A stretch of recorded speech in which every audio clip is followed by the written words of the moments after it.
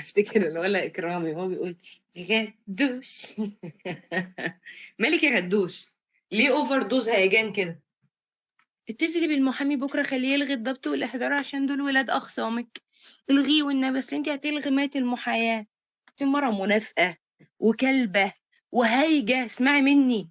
واللي انت على ذمته مش عارف يحكمك، فمادام اللي انت على ذمته مش عارف يحكمك، خلاص عالدنيا السلام.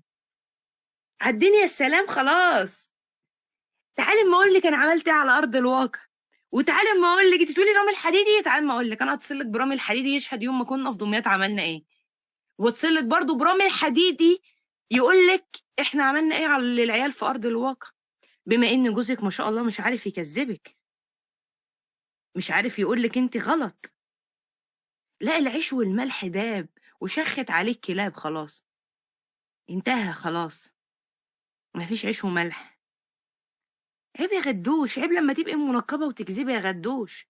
عيب، احترم النقاب اللي انت لابساه. عيب والله. يلا فقلاس، انا عارفة ان انت سطح. تعالي وانا اقول لك عملت ايه على ارض الواقع. انت غلاوية قوي يا ولية، ليه كده؟ غلاوية ليه كده؟ ومحورطية ليه كده؟ بس العيب مش عليكي، العيب على الاخ اللي مش عارف يقول لك عيب، اللي مش عارف يقول لك انت بتعملي ايه، اللي مش عارف يقول لك لا هي عملت كذا وكذا وكذا وكذا وعلى يدنا. معرفش صح، معرفش يقول لك الكلام ده، معلش. يقول لك بقى استاذ هاني سمير، الا اذا كان استاذ هاني سمير على هواه الكلام يحكي لك احنا الاسبوع اللي فات كنا فين ورحنا فين وقعدنا فين. ثانيا انت فايتك حاجه مهمه قوي. ما هو يا انت بتتعاطي حاجه مثلا لحس عقلك، يا اما انت بتقرني، يا اما انت مثلا مره منافقه، يا اما انت كذابه، ملهاش حل تاني. فايتك نقطه مهمه قوي. اللي زعل من تواصل رامي الحديدي مع اكرامي جوزك، مش انا. يعني انت طالعه تقولي انت زعلانه اني بدافع عن الدافع عليه من جوزك اللي طلع عليه، جوزك اللي فتح عليه. بس جوزك اللي طلع قال له تعالى يا رامي وفهمني واعملني. هو ماله؟ انتوا مالكوا اصلا؟ يكلموا ولا ما يكلموش؟ ايه الكره واحساس النقص ده؟ بتقولي لي انت مش صغيره. لما انا مش صغيره يا تيتا، امال انت ايه؟ انا عندي 27 سنه، انت عندك 97 سنه قبل الميلاد. تحترمي سنك. ايه الصرم ده؟ بجد والله، يعني الناس كلها حست وبانت ان في صرم كده في الموضوع، في حرقان. انت عارفه معنى كلامك ده؟ يعني سلمى لو ما كانتش بتعمل حاجه لعيالها وجوزك واقف مع سلمى، ان جوزك قرني. انت فاهمه الكلام ده؟ ان هو كان بيعرض لسلمى، فالكلام ده عيب في حق جوزك. لما تطلعي تقولي انتوا زعلانين من رامي الحديدي ليه؟ احنا مش زعلانين، الكلام برضو عيب في حق جوزك. يعني انت مش قاريه الوضع وطالعه تهرتلي. انت مش قاريه الوضع طالعه تهرتلي. انت فين مشكلتك دلوقتي؟ فين مشكلتك؟ افهمها.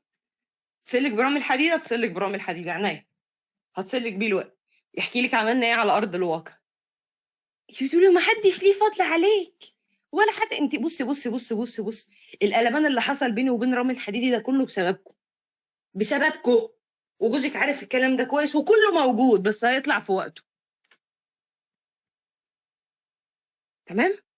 اللي استجوب رامي الحديدي وفتح له بس يستجوبه كان جوزك، مش احنا. كان جوزك يا ماما. بصي يا غدا، انت في اول الحوار عملتي منتدى كله تلقيح على سلمى، وكل المتابعين عندكم غلطوا في سلمى وشتيمه سلمى وسكتت، وارد محدش يغلط فيهم. والنهارده تاني غلطه، سلمى عمرها ما غلطت فيكم وكانت مسكانه عنكم. لا خلاص بقى.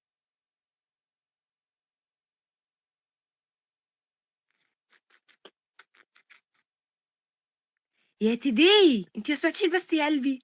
انت طالعه تقولي عملتي ايه، وتعالي اقول لك عملت ايه. تعالي، عملت قضيه خطف، وعملت قضيه امتناع عن تنفيذ حكم، وعملت قرار محامي عام، ونزلت بورسعيد ودمياط فوق ال 15 مره، واتصلت بيك انت شخصيا مره وانا في دمياط عشان اجي ازور جوزك. اقول لك عملت ايه تاني؟ نزلت الاسم اللي تابع ليه حرحر من لحد اخرهم من اسبوع، انا واحمد ورامي الحديدي.